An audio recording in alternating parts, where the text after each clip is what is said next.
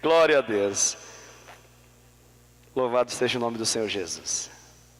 Conto com a sua capacidade de compreender tudo aquilo que está sendo ministrado, de forma assim como uma esponja que suga o líquido, que você sugue tudo aquilo que Deus quer falar com você nessa noite. Amém? Eu vou me esforçar muito para que a gente possa fazer da maneira mais abreviada possível, e eu conto com o seu foco, com a sua atenção, para que a gente possa ter esse momento muito produtivo, um momento muito abençoado de fato. Abra comigo a sua Bíblia então no livro de Cântico dos Cânticos, capítulo 2, verso 15. Cantares de Salomão, capítulo 2, verso 15. Aleluia.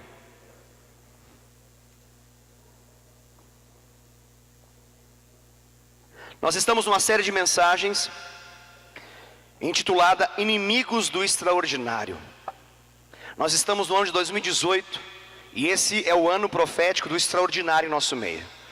Tem acontecido coisas extraordinárias na vida de muitos irmãos em nosso meio. Aqueles que estão debaixo da cobertura desse ministério têm sido abençoados de modo sobrenatural.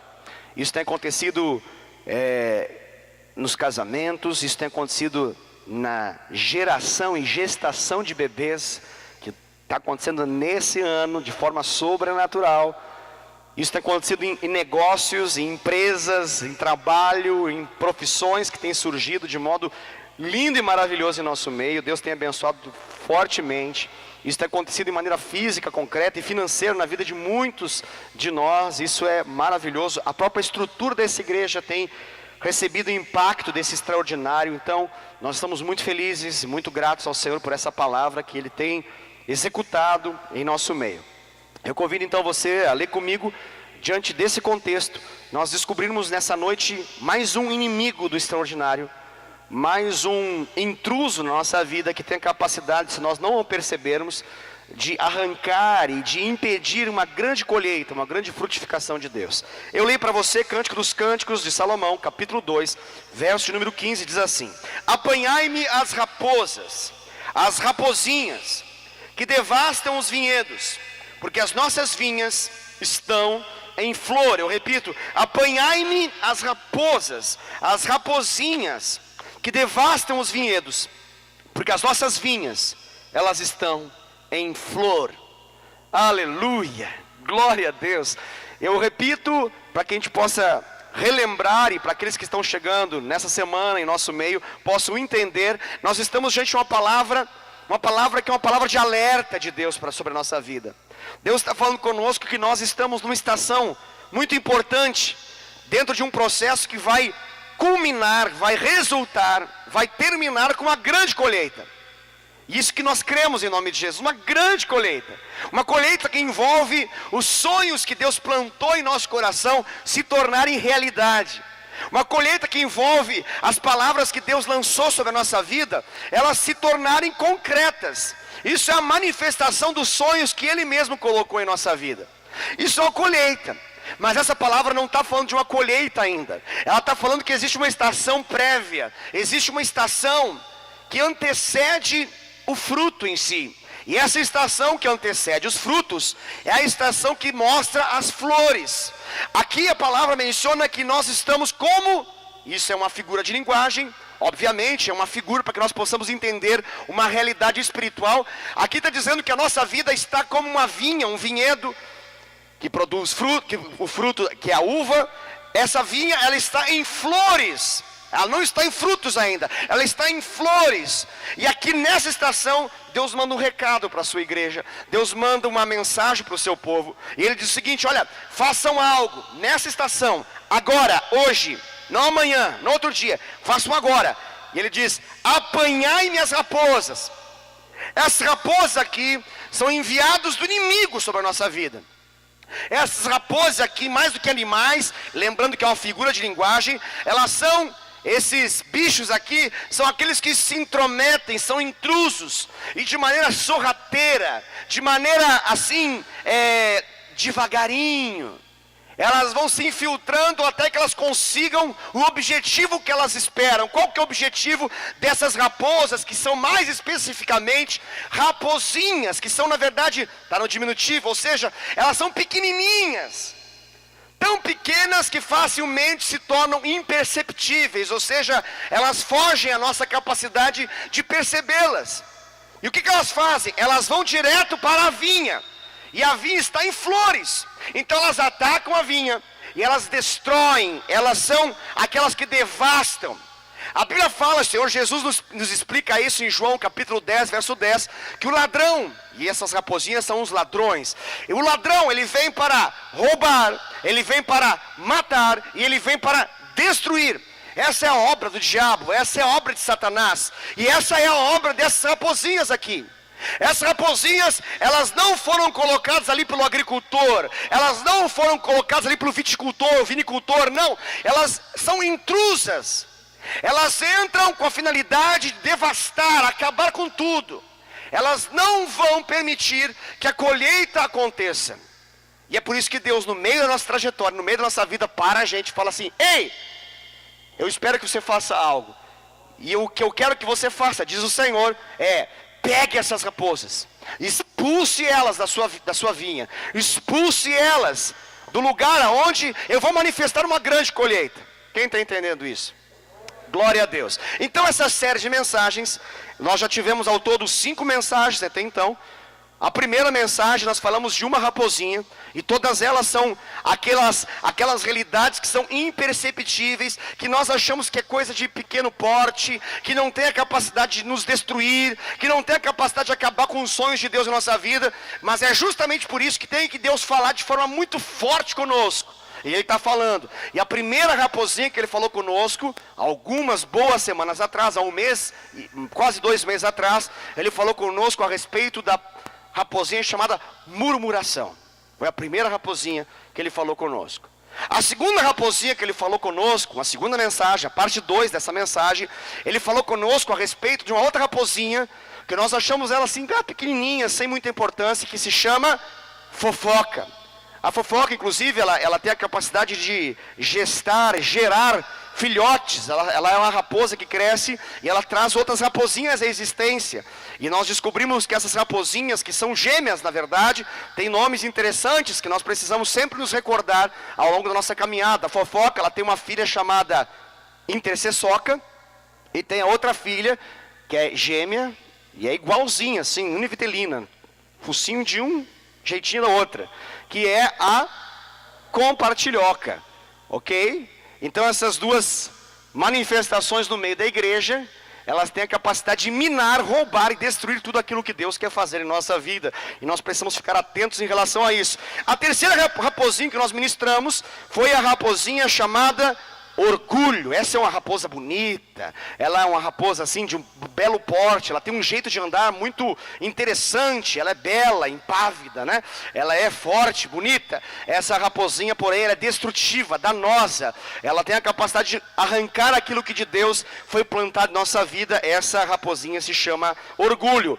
A quarta ministração, a parte 4 dessa mensagem, nós ministramos, foi uma ministração mais longa e muito importante para a nossa vida, para o nosso conhecimento, que é uma raposinha que nos faz deixar para amanhã aquilo que deve ser feito hoje. O nome dessa raposinha, ela tem um nome técnico engraçado e interessante, mas a sua obra é muito conhecida e ela, volta e meia, ela se apresenta no nosso arraial, ela fica ali tentando invadir a nossa área de sonhos de Deus, e ela se chama procrastinação. Essa raposinha se chama procrastinação. Se você quiser conhecer mais a respeito disso, sugiro que você possa ver os nossos vídeos gravados com os nossos cultos. A última ministração que nós tivemos até então, da última vez que nós ministramos a respeito dos inimigos do extraordinário, nós ministramos a parte 5 dessa mensagem, e nós falamos de uma quinta raposinha que se chama a inveja, ok? A inveja. Então, hoje nós damos sequência a essa ministração, e eu gostaria que você pudesse abrir a sua Bíblia comigo, para que a gente possa falar a respeito dessa sexta raposinha, que tem a capacidade de devastar aquilo que Deus plantou na sua e na minha vida, e que se nós não tivermos atenção, nós vamos impedir que as palavras de Deus se tornem realidade em nossa história.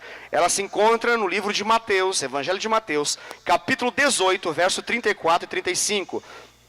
Mateus, capítulo 18, versos de número 34 e 35.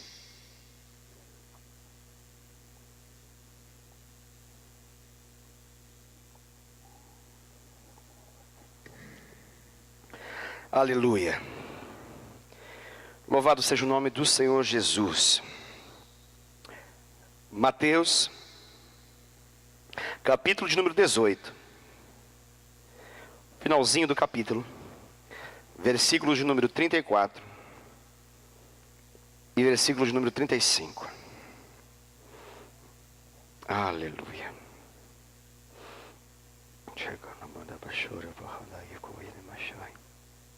Diz assim a palavra do Senhor: e indignando-se, o seu senhor o entregou aos verdugos, até que lhe pagasse toda a dívida. Assim também meu Pai Celeste vos fará, se do íntimo não perdoardes cada um a seu irmão. Amém, queridos? Glória a Deus. Foque nessa mensagem. Prometo me esforçar para que a gente possa ser conciso naquilo que Deus está falando. Amém? O nome dessa raposinha, você já deve deduzir, você já deve ter entendido enquanto nós lemos aqui. Ela se chama falta de perdão. Falta de perdão. Fala para a pessoa do seu lado aí. Fala para ela assim, ó: ei, você tem dificuldade em perdoar? Olha para outra pessoa aí do lado aí, né? Para não fazer acepção de pessoas. Pergunta para outra pessoa para não ficar chato. Para ela não achar que você está perseguindo ela. Por que ela falou isso comigo? Então fala para outra pessoa. Fala assim: ei, você por acaso tem um pouco de dificuldade em perdoar alguém quando alguém te ofende? Quando alguém faz algum mal contra você?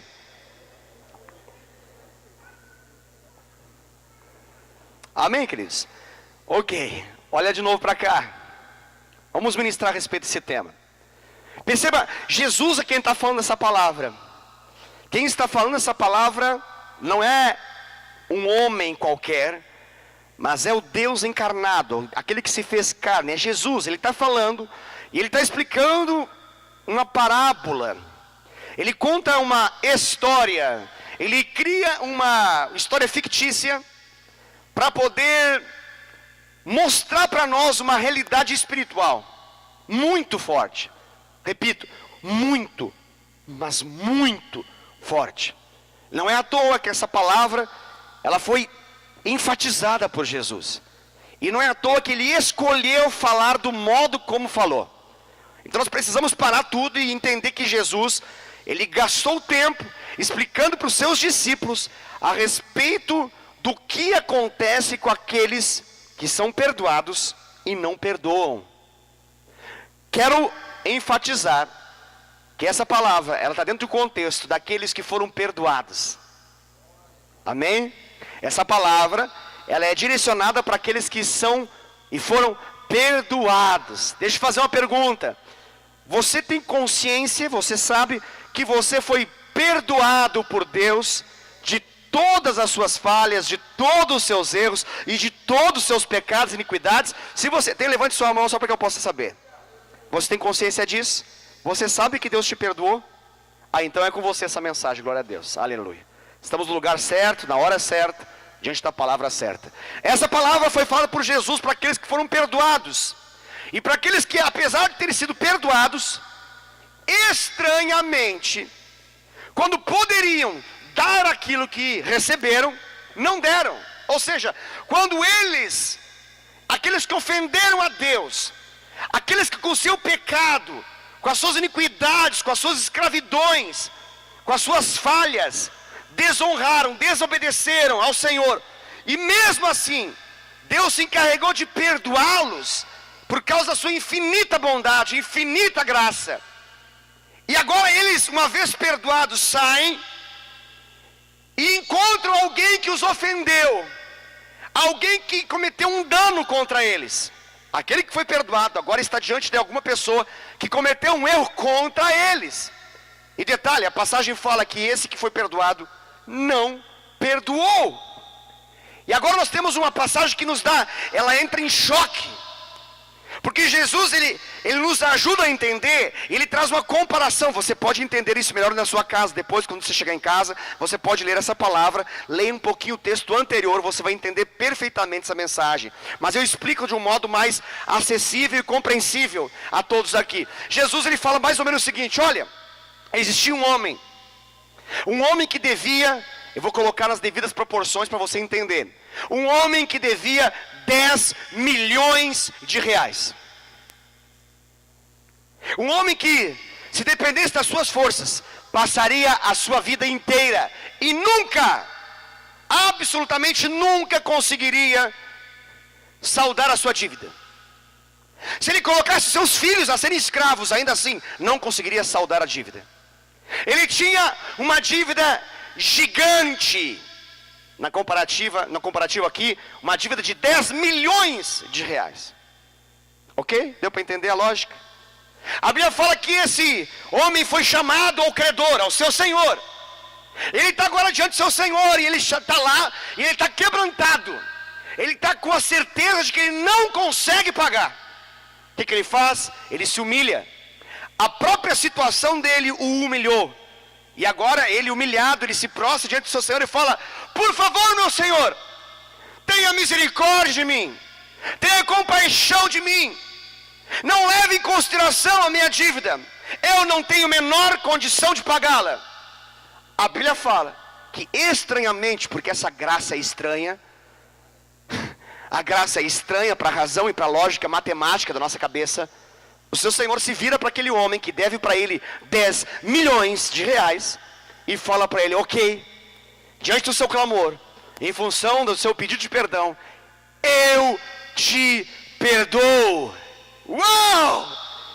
O Senhor, assentado na sua área de autoridade, olha para aquele homem e fala: eu te perdoo. Aquele homem não acredita, ele chora de emoção. Ele tem agora diante dele uma nova história. Aqueles pesos nos seus pés já foram removidos pela simples palavra: eu te perdoo, ou seja, eu te absolvo, eu te torno inocente, a dívida não existe mais, você está livre. Aquele homem, ele fica maravilhado, ele está em choque, entusiasmado. Ele fica pensando: meu Deus, que bondade é essa, que amor é esse? Como que alguém teria tamanha misericórdia de pagar, ou melhor, de perdoar uma dívida impagável? E ele sai feliz então pelo caminho. E ele vai voltando então para sua casa, está de volta ao seu lar. Só que no caminho ele passa por uma pessoa que no passado assumiu uma dívida com ele. Alguém que lá atrás falou para ele: olha, você me empresta tal valor. Era um valor irrisório. Era um valor incomparavelmente pequeno diante daquele valor de 10 milhões de reais que ele devia para o seu senhor. Algo em torno ali de 150 reais, 200 reais. E ele vai para aquele homem, e ele confronta aquele homem na rua, e ele fala para aquele homem: ei, homem, seu devedor, seu traidor, pague minha dívida. Aquele homem leva um susto, cai diante dele e fala: por favor, meu senhor, eu não tenho a menor condição de pagar, eu não consigo pagar esse valor. E aquele homem é duro, ele é mau, e ele fala para ele: ah é? Pois então. E ele começa a decretar toda uma palavra em função daquela dívida. E quando ele está começando a falar para aquele homem, tudo que aquele homem agora se tornou nas mãos dele como um escravo diante daquela dívida de 150, 200 reais, está passando uma testemunha ocular ali. E esse testemunha não é de nada mais, nada menos que um servo do rei, ou melhor, de um servo daquele senhor. E esse homem que está passando, vê aquela cena, percebe a dureza, a rispidez desse homem, e ele vai direto ao Senhor. Chega diante do Senhor e fala assim: Senhor, eu venho aqui para poder narrar para você uma cena terrível. Todos nós do reino, todos nós do bairro, todos nós da rua, todos nós daqui da igreja, sabemos que esse homem que saiu daqui há meia hora atrás, ele tinha uma dívida impagável com o Senhor.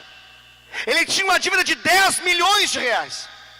E todos nós sabemos, e ficamos assim até perplexos, não entendendo como que uma dívida tão grande pudesse ser saldada, pudesse ser retirada, quando o Senhor diz para ele: pode ir em paz, a sua dívida está quitada, paga, você não precisa pagar mais. E ele saiu daqui. Mas, Senhor, deixa eu falar algo para você. Ele saiu daqui, e o primeiro homem devedor dele, em que ele era o credor agora, ele parou na rua, molestou aquele homem, abusou dele emocionalmente, duramente, jogou ele ao chão. E mesmo ele arrependido, clamando por misericórdia e compaixão, ele não teve misericórdia e compaixão. A Bíblia fala então que esse Senhor fala o seguinte: ah, é? Aí o Senhor se levanta na sua autoridade e diz assim: tragam aqui esse homem. Que homem? O homem que foi perdoado de 10 milhões de reais. E agora o homem que foi perdoado de 10 milhões de reais volta ao seu Senhor. E agora o Senhor já não está mais com uma cara como estava. Ele está com uma cara de ira. A ira diante do Senhor. E irado, ele traz uma palavra. E a palavra é: eu retiro o meu perdão sobre você. Uau. Você volta a ter a dívida. E não apenas isso, eu vou te colocar numa cela para ser torturado. Vou enviar verdugos que são torturadores, e eles te molestarão dia e noite, açoitando, lançando palavras de maldição sobre você. Você será torturado diariamente por causa da sua falta de perdão. O nome dessa raposinha se chama falta de perdão. Amém, queridos? Glória a Deus. Tudo que vem agora é só para ajudar aqueles que ainda não entenderam. Traduzo para você. O que representa esses 10 milhões de reais? A minha dívida, a sua dívida, uma dívida impagável. Que dívida é essa? Meu pecado, o seu pecado, uma dívida impagável. Pastor, mas tem pecados e pecados. Tem pecados graves, tem pecados que não são tão graves. Tem erro aqui, tem erro acolá. Eu estou falando da realidade do pecado aos olhos de Deus, não aos olhos dos homens. Eu não estou falando em relação às consequências que o pecado gera nas nossas relações. Eu estou falando daquilo que o pecado é para Deus. Para Deus. O pecado agride Deus. O pecado nada tem a ver com Deus. Sobre o pecado existe a ira de Deus. Deus é um Deus santo. Santo. Santo. Ele é um Deus que o pecado não alcança, não o envolve. Nosso Deus não é tentado por nada e nem por ninguém. O nosso Deus não sabe o que é essa realidade do pecado. O pecado é tudo o que é antagônico, oposto ao que Deus é. Pense em Deus e pense no pecado, e você tem coisas diametralmente opostas entre uma e outra. Não tem absolutamente nada a ver Deus e o pecado. O pecado não provém e não é sustentado por Deus. Deus odeia o pecado. O pecado toca, agride, machuca a Deus. Essa é a realidade do pecado. Que pecado, pastor? Qual pecado? A realidade do pecado que veio por meio de Adão e Eva e que se manifestou na minha vida e na sua vida desde o nosso nascimento. Essa é a nossa condição. Essa é a nossa condição de pecadores. Essa realidade, ela é agressiva para Deus. Deus odeia o pecado. Odeia o pecado. Essa é a realidade. Quem aqui nessa passagem, nessa parábola é Deus? É o Senhor dessa parábola. Quem aqui é o homem que tinha uma dívida de 10 milhões de reais? Eu. Você. Nós tínhamos uma dívida. Tinha uma dívida.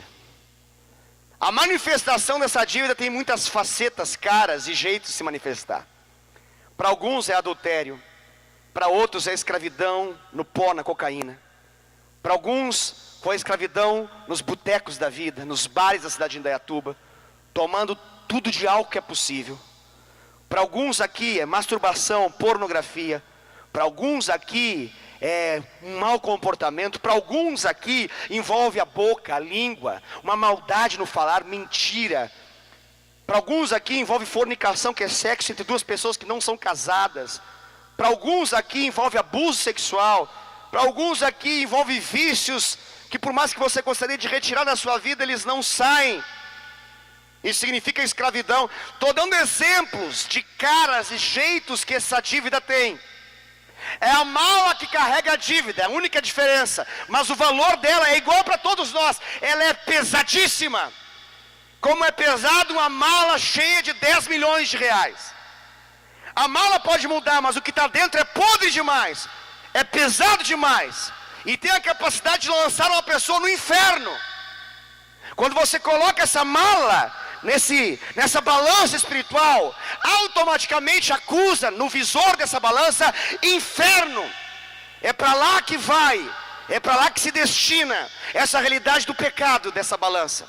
A mala pode mudar, a expressão externa para a sociedade pode mudar, mas a dívida é igual. É igual. Não há um justo sequer, não há um bom sequer aqui. Todos nós temos essa dívida. Uma dívida impagável, que a gente poderia colocar os nossos filhos a tentar pagar e ainda assim não pagariam. Detalhe, sobre eles ainda viria essa dívida. Eles nasceriam, cresceriam e manifestariam a maldição dessa dívida nas suas vidas também. Detalhe, nossos netos também viveriam e manifestariam essa dívida também. Isso se chama maldição hereditária. Essa é uma dívida impagável, que não é capaz apenas de acabar a nossa geração, mas ela se perpetua sobre as gerações futuras a nós. A pergunta que eu e você devemos fazer é: quem pode pagar essa dívida? E a resposta dessa parábola é: essa dívida já foi paga. A resposta mais maravilhosa dessa parábola é que essa dívida, ela foi totalmente paga.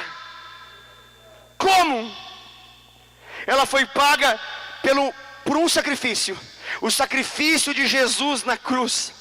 Com o seu sangue precioso derramado sobre a terra. Ele delegou, entregou, jogou sobre nós a bênção mais maravilhosa de todas, que se manifesta com uma expressão da boca do Senhor da parábola, quando ele diz assim: eu te perdoo. Eu te perdoo. A cruz foi um grito de Deus sobre a terra, que ecoou e continua a ecoar na terra, e que vai continuar até a segunda volta, a volta de Cristo. E esse grito de Deus é: eu te perdoo. Deus decidiu nos perdoar de uma dívida impagável. Impagável. Quando que nós temos a consciência e a manifestação da quitação dessa dívida? No dia que nós estamos diante do Senhor. Chega um dia na nossa vida, esse dia já chegou na sua vida, em que você se apresenta diante do Senhor. Tem um dia que Ele te chama para o seu palácio. Tem um dia que Ele te chama para a sua casa, para o seu lugar, onde Ele dirige, Ele tem autoridade. Aqui nesse lugar, aqui se chama igreja. Ele te chama para um ambiente como esse, e o Senhor fala com você. E quando você está diante dEle, você tem a consciência do tamanho da dívida que você tem. A simples aproximação do Senhor tem a capacidade de mostrar para você o tamanho da dívida que você tem. E isso te joga ao chão. Isso te faz chorar. Seus olhos ficam marejados porque você tem a percepção clara de que não há nada que possa mudar essa realidade. Você tem uma dívida impagável. Isso faz com que você comece a falar com o seu Senhor. E você comece a dizer para Ele: Senhor, eu não consigo pagar essa dívida. Não há nada em mim que consiga fazer essa dívida ser quitada. Detalhe, quanto mais eu vivo, parece que só aumenta essa dívida. Não pode. Eu não sei o que fazer. Não tem alguém na terra capaz de mudar essa realidade que eu tenho diante do Senhor. E essa pessoa se joga ao chão e começa a clamar: Senhor, tem misericórdia da minha vida, tenha compaixão de mim. E essa pessoa pede: me perdoe. Então essa pessoa ouve uma palavra que já ecoa de 2018 anos atrás. E essa palavra ela vem ao longo do tempo, 2018 anos, flutuando, e ela vai poderosa mais uma vez. E então você ouve Deus, talvez pela primeira vez na sua vida. O seu Senhor diz para você: eu te perdoo. Uou! Nesse exato momento, é como se você subisse da balança. Não mais agora uma mala carregada de 10 milhões de reais, mas você sobe na balança. E o que acaba de acontecer, que você se olha no espelho e você está igual. Os carecas continuam carecas, os gordinhos continuam gordinhos. Está tudo fisicamente igual. Você olha no espelho, você volta para casa, você volta para o seu trabalho, você volta para os seus estudos, e está tudo, parece que nada mudou. Mas agora espiritualmente você sobe na balança e tem uma realidade diferente. Tem uma realidade diferente. E a realidade diferente que tem, fique comigo. Aleluia, fique comigo. A realidade diferente que tem é que agora, no dia que você recebeu o perdão dos seus pecados, entrou uma pessoa para dentro de você. O nome dessa pessoa se chama Jesus. E agora quando você sobe na balança, já não é mais você que sobe na balança, mas é Cristo que sobe na balança. E quando Jesus na sua vida sobe na balança, quando Jesus na sua vida sobe na balança, fica comigo, não preste atenção em mais nada, em nome de Jesus, fica comigo. Quando Jesus sobe na balança, através do pé seu que coloca sobre essa balança, no visor tem uma promessa. Já não aparece mais inferno, agora aparece nova vida, aparece céus, aparece eternidade com Deus, porque agora Jesus está na sua vida. Uou!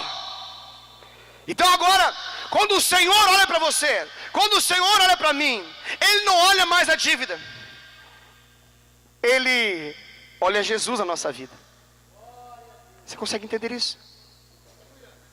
Aí nós saímos da igreja, nós voltamos para casa, nós vamos para o nosso trabalho, e acontece uma coisa que é previsível acontecer.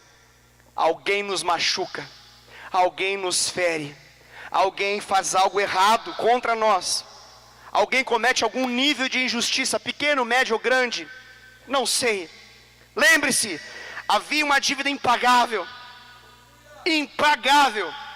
e você sai feliz porque você sabe, e há uma convicção de Deus na sua vida, de que agora você é de Jesus, e de que agora você é livre. Só que você sai, e no caminho você se esbarra com alguém, e ao se esbarrar com alguém você se recorda de uma dívida do passado, e você lembra, e aquilo te enche de raiva, de ódio. Aquilo gera uma sensação de isso é uma injustiça. Seus olhos não estão mais marejados agora, mas estão como fogo, cheio de ira. Estão avermelhados de raiva. Você olha para essa pessoa e isso te parece insuportável. Se você pudesse, você sinalizaria para ela o inferno. Você lançaria ela com as suas próprias unhas e mãos, ela no inferno. Porque aquilo para você é algo que você decretou, isso é imperdoável. E agora essa pessoa, ela está lá, e pode ser como pode não ser, mas vamos imaginar que seja, essa pessoa pede perdão para você, ou talvez essa pessoa não peça perdão para você, mas lembre-se, você foi aquele que foi perdoado de 10 milhões de reais, 10 milhões de reais, então pode ser que essa pessoa peça perdão, mas na maioria das vezes não pede perdão. lembre-se, na maioria das vezes, não pede perdão. E agora você passa a olhar para essa pessoa em função da sua sensação de injustiça. Injustiça. O que a falta de perdão ela tem dentro dela? Uma sensação de punição. Um desejo de que o outro receba uma punição. Alguém já disse que a falta de perdão é como alguém que se senta numa mesa diante de um copo com veneno dentro e começa a relembrar as dores e o sofrimento que teve em função do mal que o outro causou. E cada vez que pensa na gravidade do quão injusto foi aquela situação que o outro causou no seu coração, ela vai tomando um gole daquele veneno, pensando no outro e dizendo: morra infeliz, morra miserável, e toma mais um gole de veneno. E fica dizendo ali naquela mesa, dentro daquela sala infernal, fica declarando: você deve morrer, você deve pagar, você deve sofrer, você não merece estar vivo. E está tomando veneno, e está tomando veneno. Você já sabe o que está acontecendo, certo? Quem que vai morrer? A falta de perdão mata. A falta de perdão mata. Mata o quê, pastor? Calma, eu explico. Mata os sonhos de Deus. A falta de perdão, ela mata os sonhos de Deus. São as raposinhas que atacam a vinha no seu coração e elas sugam, tiram toda a vida, elas arrancam toda a vitalidade, tornam você uma árvore seca, arrancam a capacidade que você tem de frutificar. Mas por não parecer algo tão grave, a maioria das pessoas não dá bola para isso. E a maioria das pessoas julga muito bem a sua própria atitude quando pensam assim: não é que eu não perdoei, é que a gente não teve ainda a oportunidade de sentar e conversar. Não é que eu ainda não perdoei, mas é que essa pessoa não veio falar comigo e pedir perdão, por isso que eu não perdoei ainda. Ou as pessoas justificam dizendo assim: eu não perdoei porque só Deus sabe o quão mal ela é, e o quão ruim ela é, e a maldade que ela fez para comigo. E a pessoa mais uma vez diz: isso é imperdoável. Se você tivesse na minha pele, se você tivesse na minha pele, se você tivesse nessa situação, se você fosse que vivesse o que eu estou vivendo, você saberia o tamanho da minha dor. E as pessoas passam um ano, outro ano, acaba 2018, vem 2019, 2020, 2021, estamos em 2050. E você tem um crente atrofiado. Você tem um crente humilhado. Como assim, pastor? Me explica. Eu explico. Diariamente, diante de um decreto bíblico da parábola do credor incompassivo, é o nome dessa parábola, há um decreto de uma batalha espiritual permanente que só cessa quando a falta de perdão dá lugar ao perdão. Pastor, essa cela aonde nós somos destruídos pelos torturadores chamados verdugos, elas podem acabar? Sim, ela é aberta e você sai de lá no exato dia que você decide perdoar. Mas enquanto isso não acontece, pode ser de 2018 até 2050. Todo dia, todo dia, todo dia, você está sendo molestado e abusado por demônios. Pastor, por que é tão grave isso? Por que Deus não pode simplesmente fazer uma obra? Eu explico. Porque Ele já fez a obra. Por que Ele não pode tirar com a mão dele? A mão dele não é poderosa mais que a minha? Por que Ele não pega o sentimento que está no meu coração e tira? Porque Ele já tirou na cruz. Ele tirou de tamanha força e com tamanha intensidade que Ele pegou e colocou sobre Ele. Eu repito porque essa parte você talvez não tenha entendido. Talvez você estava olhando para o Denis enquanto eu falava. Fica comigo. Ele tirou com a sua mão e colocou sobre Ele. Esse sentimento já não é seu, mas está aqui dentro. Não é seu.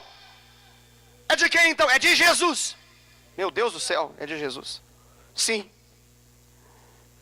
Veio sobre ele. Onde? No Gólgota. Onde? No Calvário. Quando? Lá na cruz. Foi por isso que ele morreu. Foi por isso que ele verteu seu sangue. Para que isso não fosse mais seu. Ele tomou sobre si as nossas dores. Ele tomou sobre si essa dor. Essa dor. Essa dor da injustiça. Ele foi ferido de Deus. Ele foi humilhado. E o castigo que veio sobre ele nos dá paz.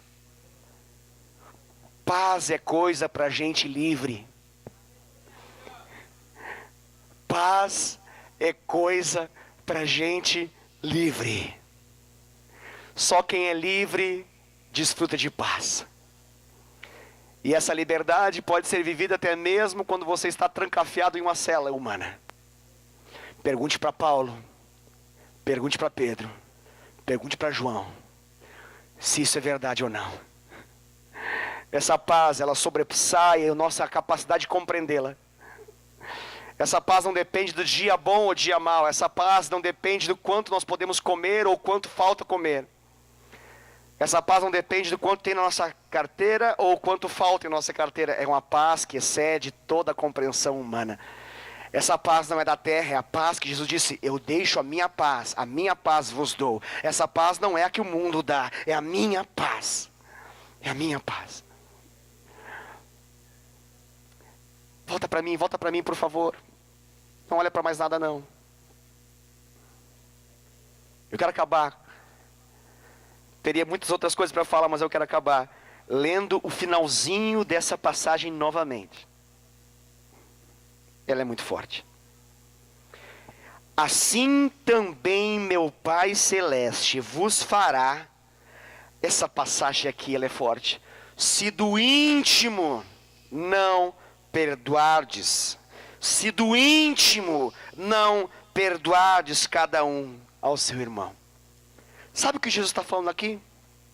Ele está dizendo para a gente que perdão não é uma coisa simplesmente da boca para fora. Perdão é algo que é um decreto no íntimo. A batalha não é da boca, a batalha é do íntimo. Essa luta, ela foi vencida por Jesus no nosso íntimo. E detalhe, já há um decreto de vitória de Deus no nosso íntimo, para que nós possamos manifestar com a nossa boca aquilo que Ele fez no nosso íntimo. O poder da cruz, o poder de Jesus, o poder do sangue de Jesus curou o nosso íntimo. Ele tirou o nosso coração de pedra e colocou nesse coração um lugar, nesse coração, um coração de carne, sensível. Sensível. Não um coração de pedra, que você força e não muda, que você tenta palpar e não se mexe, que não se quebranta, não se quebra. Você já não tem isso. Você já não tem isso. Ah, pastor, é que você não me entende. Você fala assim porque você não foi abusado. Jesus te entende. Jesus te entende tanto que Ele aceitou pegar para Ele isso. O cálice que Ele tomou foi esse. Um cálice que tão terrível que Ele chegou a dizer: Pai, afasta de mim esse cálice. Mas Ele termina concluindo: mas que não seja feita a minha vontade, sim a tua vontade. E Ele aceitou esse cálice da ira de Deus sobre Ele. A ira de Deus sobre o pecado veio sobre Ele. Para quê? Para que você hoje possa perdoar. Pastor, é um sentimento? Não é um sentimento. Pastor, é uma palavra? Não é uma palavra. Então o que é? É uma revelação. É uma revelação de Deus, que é possível por meio da cruz, que é possível quando você entende o sangue de Jesus, que é possível quando você se vê na balança e ela está escrito lá inferno, e você olha para a sua dívida, ela é impagável, incalculável, e você ouve da boca do seu Senhor uma palavra que diz: eu te perdoo. Por que é tão grave? Por que verdugos atacam? Por que é lançado, na outra versão, em lago de fogo e enxofre? Por que as pessoas têm a capacidade de ir para o inferno? Porque ao fazer isso, ela sai dali, e ela, com esse decreto, ela está dizendo que o perdão que ela recebeu, não é bom, não é forte, nem poderoso o suficiente, na comparação da sua justiça própria. E ao fazer isso, ela está dizendo, Jesus não é bom para mim. Vou repetir, com isso eu encerro. Ela está dizendo, eu sou o Senhor, e eu decido quem eu perdoo e quem não perdoo. O perdão de Deus para a minha vida não é bom, e nem forte o suficiente, na comparação com a minha capacidade de escolher perdoar ou não. Quando eu faço isso, eu deixo Jesus, e eu volto para a balança. E a balança acusa novamente, inferno. Pastor, mas tem como mudar essa realidade? Sim. Quando que muda? Quando eu pego essa escopeta, quando eu pego esse calibre 12, miro na cara da raposa, sem dó e sem piedade, e sento a mão, até eu ver essa cabeça estourar. Pá! Entra pequeno e sai explodindo, não é? E você fala, morra, Satanás. Eu não te aceito na minha vida. Eu não tenho dó daquilo que me lança no inferno. Eu não tenho dó daquilo que agride a santidade de Deus. Muitos crentes acham que não pecar é não sair com prostitutas, é não pular carnaval, é não fumar, não beber, não se prostituir. Mas vivem acorrentados e molestados por demônios dia e noite, vindo às igrejas evangélicas por anos e anos, tendo uma vida infrutífera, ouvindo palavras proféticas de frutos e frutos e frutos, e na vida deles nunca se manifesta nada.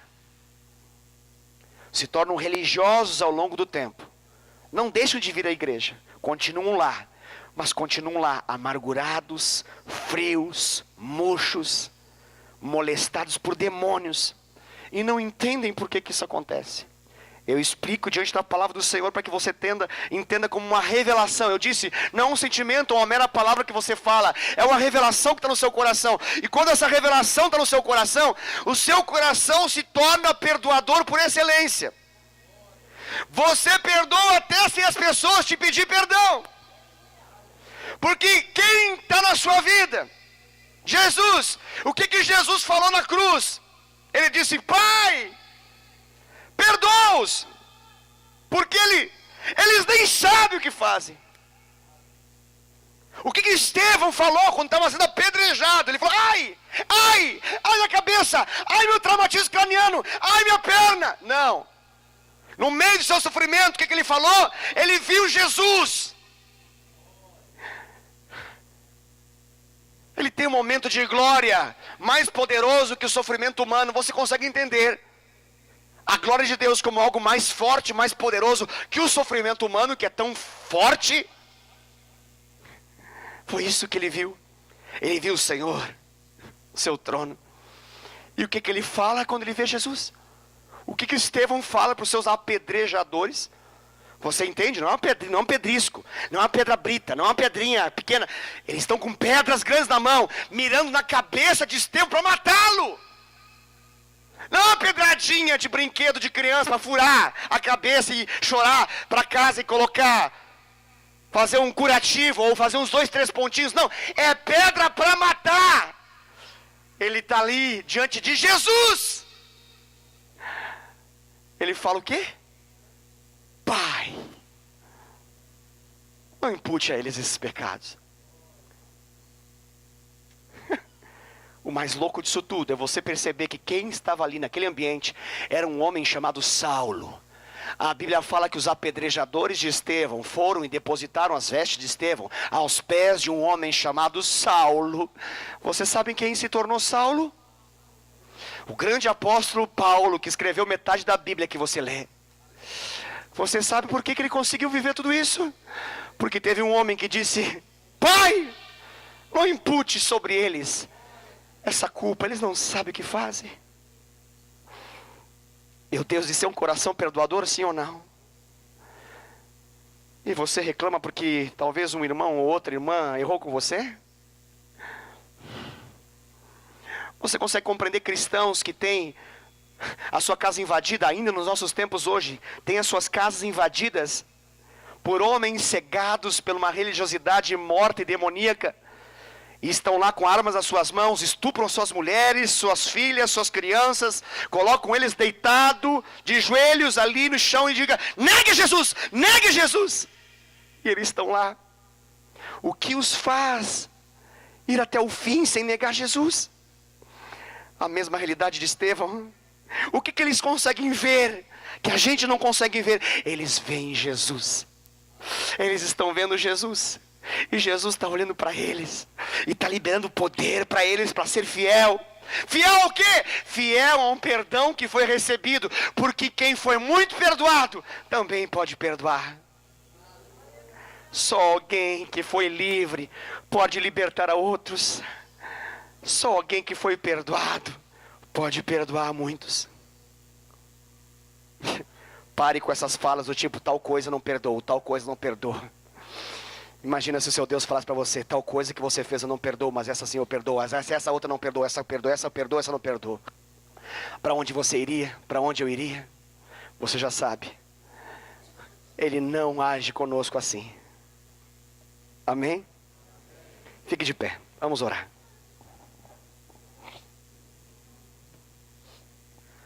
Glória a Deus.